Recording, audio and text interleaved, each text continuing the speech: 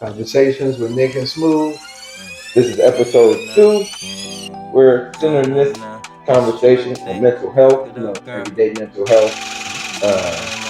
And I must say this, we're not medical doctors. We don't have medical licenses. We're two black men that's just having conversations with each other, two brothers, two friends. So, You nah, I know, mean, and today we just having this is going to be part one. Part one. It's going to be many mental health episodes because it's a lot to cover. But this is today's episode is just talking about how we came up and the dynamics between having a single parent and how that shaped our mental health as we got older. so I can start off with my experiences and the type of things that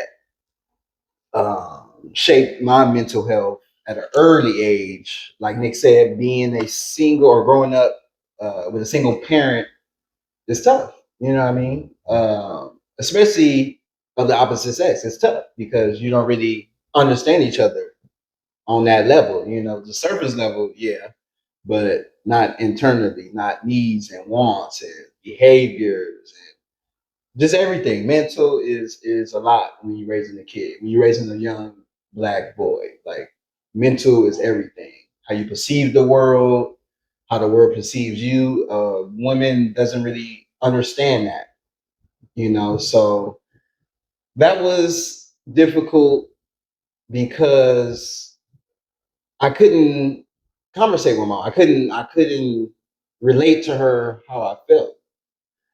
One memory I have of spirituality and God and all that and Christianity. My mom grew up in a heavy Christian household. You went to church Monday, Wednesday, Thursday, Sunday, heavy. But when I was raised up, it wasn't like that. So I didn't really get into Christianity deep, deep, deep like my mom did. So at the time, I didn't know what it was, but I gravitated towards spirituality. But I didn't know how to explain spirituality to my mom because she never brought that to my attention. I had to read any books. None of the homies, none of the homegirls told me anything. Teachers never told me nothing. So I didn't really get it. I didn't really understand. And when I expressed to her, I didn't get it. I didn't agree with it. She would call me atheist. And that's huge. That's huge. Like, how do you call your son an atheist? You know what I mean? Because you don't understand. But that's just a lack of knowledge. And I grew up and I understood that. But yeah, that's one big example of mental health. Like that really shaped everything for me up into my 30s. I'm 37 now. Yeah, It's I a was lot just of gonna say. correction. Yeah, Yeah, yeah. I was gonna say. It's a lot of correction I have to do Yep. because I did not know. I didn't have a man, and not to say that every man gonna know just because he's a man. Of course, I could have, I could have had a father, and he could have been fucked up, and he could have not known about mental health and how to deal with struggles in life and everything. But it made it even harder. And I would even say if we even had a man to model after, even if he was bullshit, it would have gave us something to look at. Like, oh, he bullshit. I don't want to be like that. I can be like this. But having nothing to go off of, you in the dark, and you just got a woman telling you what a man's supposed to be. Sometimes it's kind of harder, like my bro was saying. For real. But I was grateful to have my grandfather. He was teaching us in elementary tools, building, driving, like teaching us everything. But he passed away in middle school, so that was a wrap. My uncle was there, but he was more, I'm gonna call it corporate.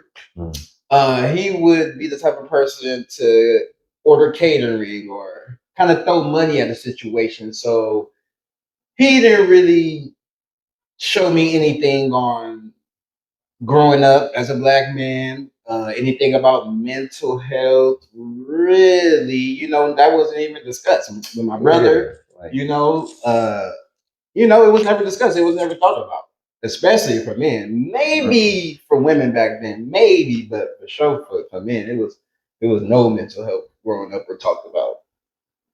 And I want to add on to that because even back in the days from the 50s, the 60s, and 70s, men in general, white or black, you can talk about your feelings. You couldn't really express how much you love somebody because that wasn't being masculine in those times. So even for our, like, I had a grandpa, step grandpa that was there in my life. He was a male figure, but he was also handicapped and he was in his later days, so he wasn't that active. But we would talk, and he was more on because he'd been to the army, so he was more militant, and it was more of this is what a man should do, and this is how a man should be. But even him not knowing what fully a man is still leaving a big space for me because all he going off of is what he learned and what society has told him what a man is. What truly is a man? Can a man be a feminist? Like, can a man love? Can a man be emotional? Can a man nurture?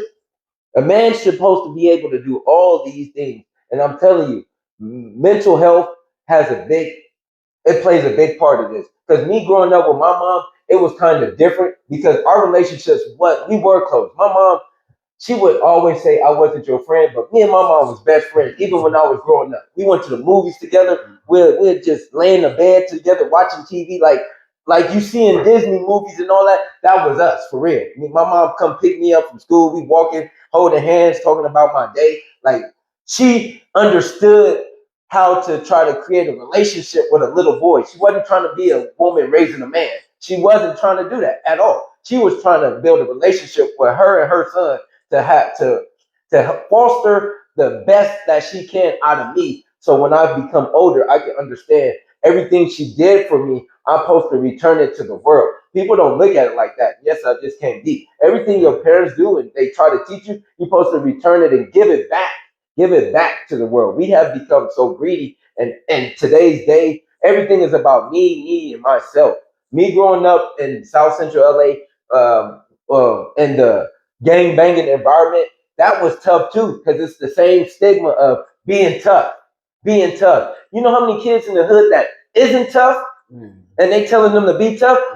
The majority ain't, because they don't even know who they are as they grow up. 0.99. Like, they don't even know. So being tough is not going out there and robbing somebody, going out there and shooting somebody. That's being ignorant, to tell you the truth. That's just being ignorant. Being tough is knowing how to make it through situations when you don't know where you're gonna get your next meal from, when you make it through situations where you don't know you're gonna get the next answer from. Like, that's really striving through mental health. And that's one thing we're trying to build on today, because it's like he said, I can repeat the same thing he said. I'm 36 and I'm trying to unravel all this mental stigma and stuff that I'm trying to grow up from, and everything that I learned that I felt was wrong, that I was taught. And now I have to unravel all that and relearn all this other stuff at 30 something years old.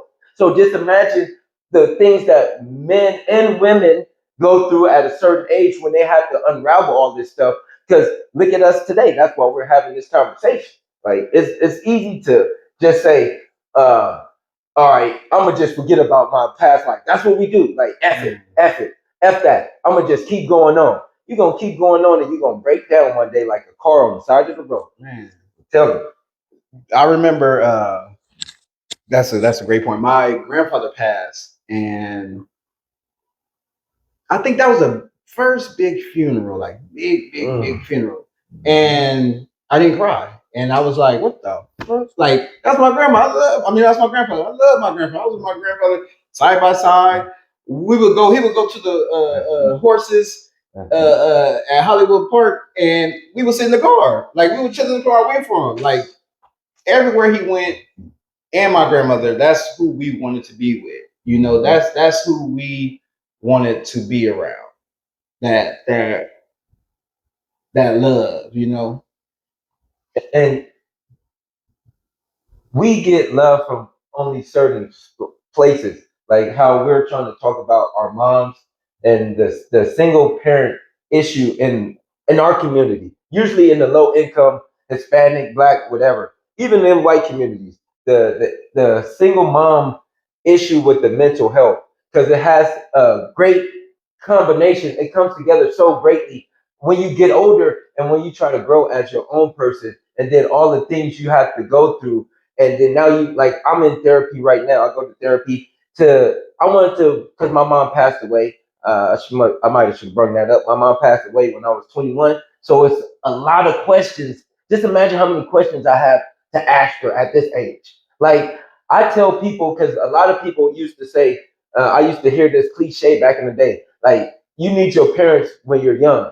I think it's the opposite. I think you, as long as you make it through when you're young, when you become an adult and older, that's when you really need that wisdom and the talking to with your parents to know how to navigate through different things. Because we don't know. We're a blank canvas at that point. And all we know is what we saw on TV.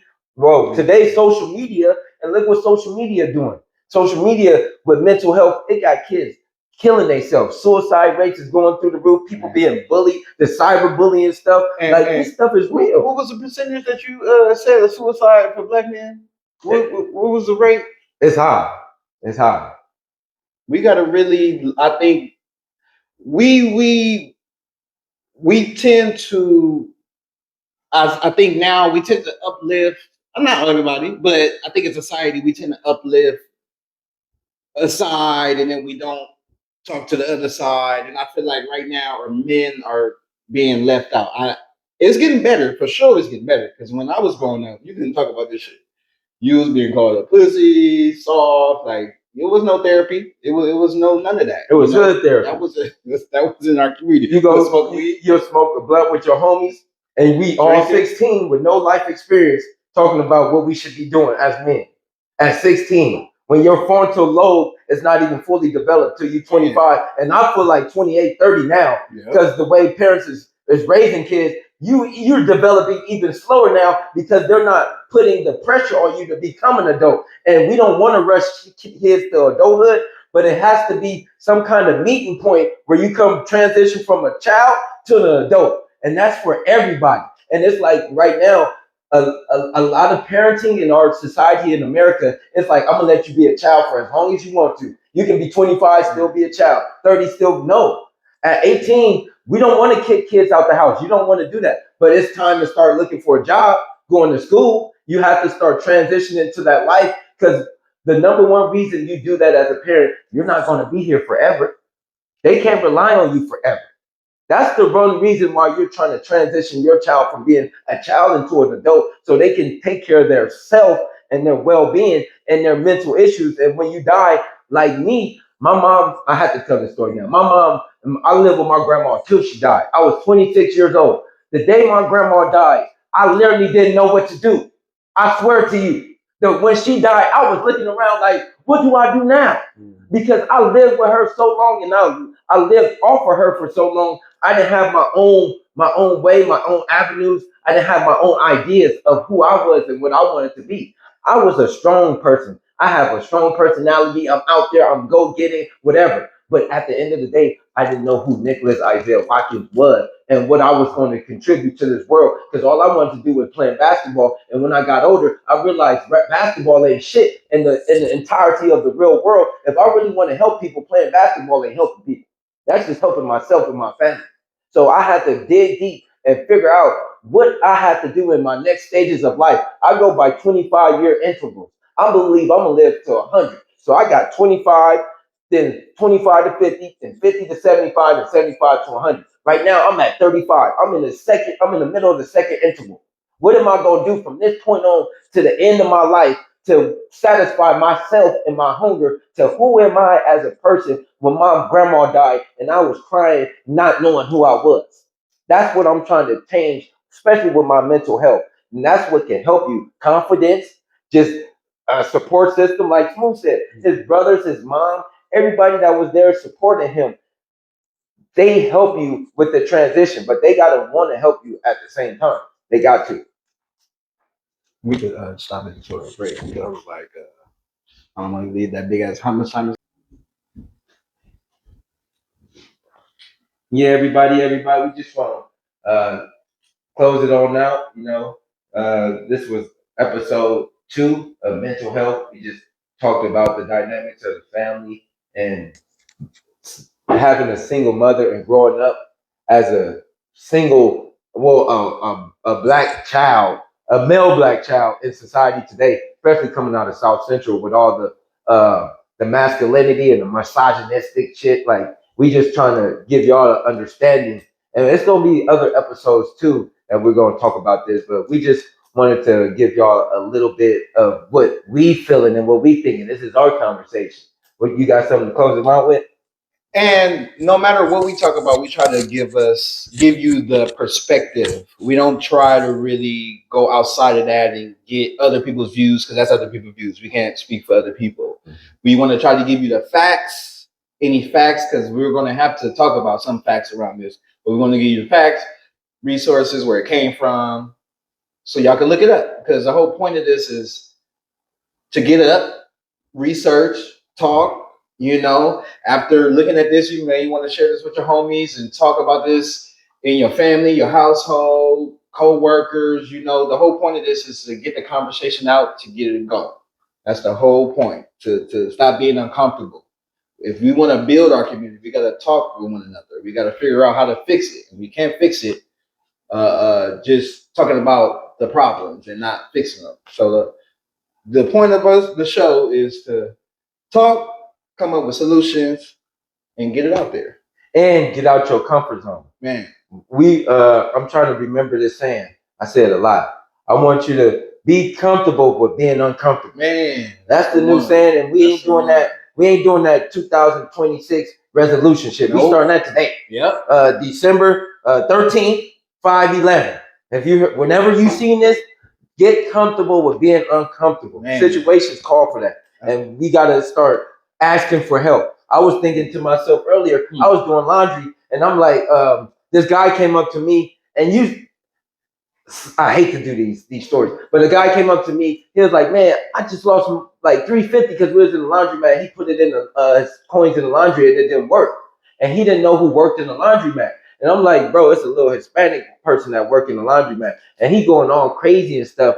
And he thought it was this Asian chick. The Asian lady came all the way in there to say, I'm washing. and I was just saying this story because you can't assume or just go off of, you got to be calm. Be calm. Because next thing we knew is that we found the people that work in there, and they end up giving him a free wash with a bigger washing machine. And that just gives you can't go off on everybody. You can't get mad at all the situations. You got to understand and be calm and be composed. That's the word. Like a quarterback, we need to start being composed. I love to get angry and yell and scream and stuff. Look at me right now. I love to get loud, but I'm trying to learn that composure. It defeats everything, because when they see you composed, they can't get to you. So that's the support system we trying to build. And to tell you the truth, to come back with the stats, we have a stat that shows Black men suicide rates are rising. The percentages is, you can look it up yourself, but it was a small percentages from the 50s and 60s. It was like 10%. Now it's like at 40, 50%, because we have grown into this American society where we have learned that if we can't provide, we ain't shit. And we're way more than that. That's what this support system is. You're way more than your worth, than your material, whatever you can work for. You're worth as a human being. So from now on to this day, just know your worth and start supporting, share, comment, like, and replay.